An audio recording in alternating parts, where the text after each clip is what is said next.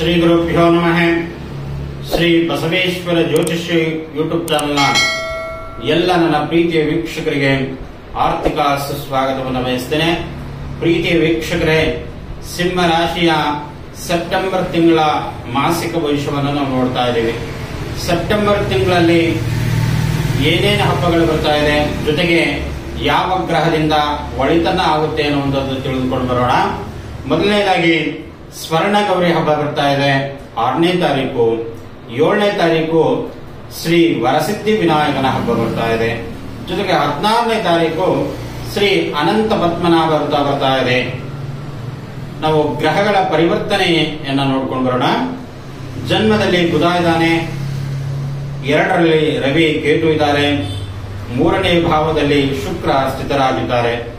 ಜೊತೆಗೆ 7ನೇ ಭಾವದಲ್ಲಿ ಶನಿ ಪರಮಾತ್ಮರು ಸ್ಥಿತರಾಗಿದ್ದಾರೆ. ಜೊತೆಗೆ 8ರಲ್ಲಿ ರಾಹು ಸ್ಥಿತನಾಗಿದ್ದಾನೆ. ಇನ್ನು 10ರಲ್ಲಿ ಗುರು ಸ್ಥಿತನಾಗಿದ್ದಾನೆ. 11ರಲ್ಲಿ ಕುಜ ಸಂಚಾರವನ್ನು ಮಾಡ್ತಾ ಇದ್ದಾರೆ.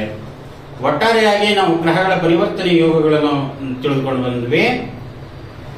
ಏನೇನು ಫಲಗಳನ್ನ, ಶುಭ ಫಲಗಳನ್ನ ಸಿಗುತ್ತೆ ಅನ್ನೋದು ತಿಳಿದುಕೊಂಡು ಬರೋಣ. ಜನ್ಮದಲ್ಲಿ ಬುಧನಿರುವುದರಿಂದ ಸುಂದರವಂತನು, ಧೈರ್ಯವಂತನು, ಸಾಹಸವಂತನು ಆಗ್ತಾನೆ, ಅಥವಾ ದೈವ ಭಕ್ತಿ ಉಳ್ಳವನಾಗ್ತಾನೆ ಅನ್ನುವಂಥದ್ದು ಇಲ್ಲಿ ಸೂಚಿಸ್ತಾ ಇದೆ. ಇನ್ನು ಉತ್ತಮವಾಗಿರ್ತಕ್ಕಂಥ ವಾಗ್ ಮತ್ತು ಚತುರು ದೇಹ ಉಳ್ಳವಂತವನು, ಉತ್ತಮ ದೇಹ ಉಳ್ಳವಂತವನು ಕೂಡ, ಆರೋಗ್ಯ ಉಳ್ಳವಂತನು ಕೂಡ ಆಗ್ತದೆ ಅನ್ನುವಂಥದ್ದು. ಇನ್ನ 11ರಲ್ಲಿ ಕುಜನಿರುವುದರಿಂದ, ಧನಲಾಭದಲ್ಲಿ ಕುಜನಿರುವುದರಿಂದ ಧನಲಾಭ ಆಗುತ್ತೆ. ಜೊತೆಗೆ ಭೂಮಿಗೆ ಕಾರಕ ಇವನು ಕುಜ.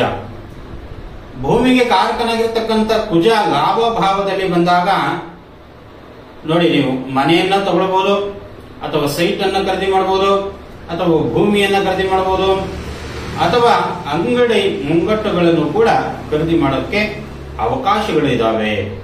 ಜೊತೆಗೆ ಫ್ಯಾಕ್ಟರಿ ಖರೀದಿ ಮಾಡಬಹುದು.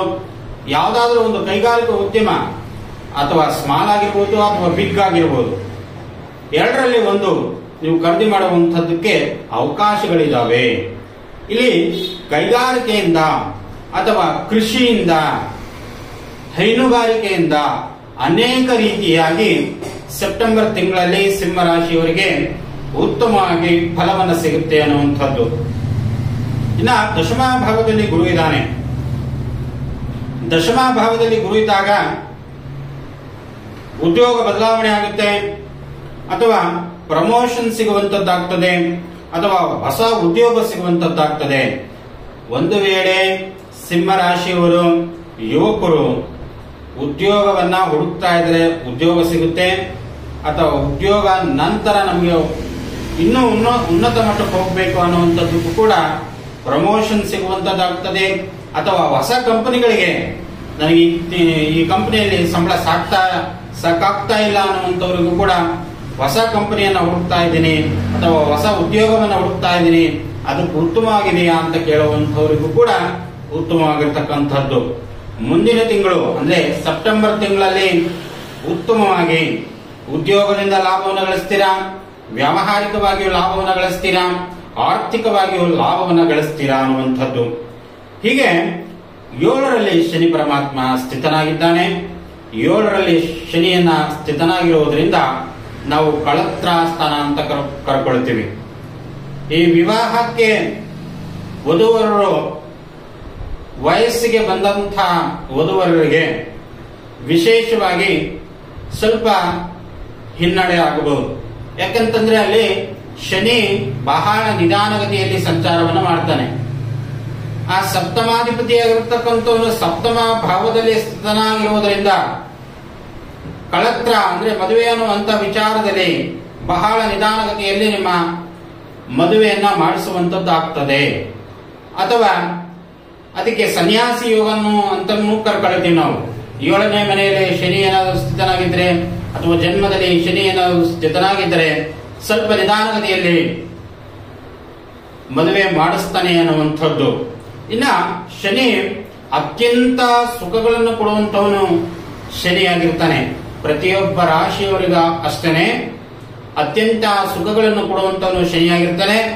ಜೊತೆಗೆ ಅತ್ಯಂತ ದುಃಖಗಳನ್ನು ಕೊಡುವಂತವನು ಕೂಡ ಶನಿಯಾಗಿರ್ತಾನೆ.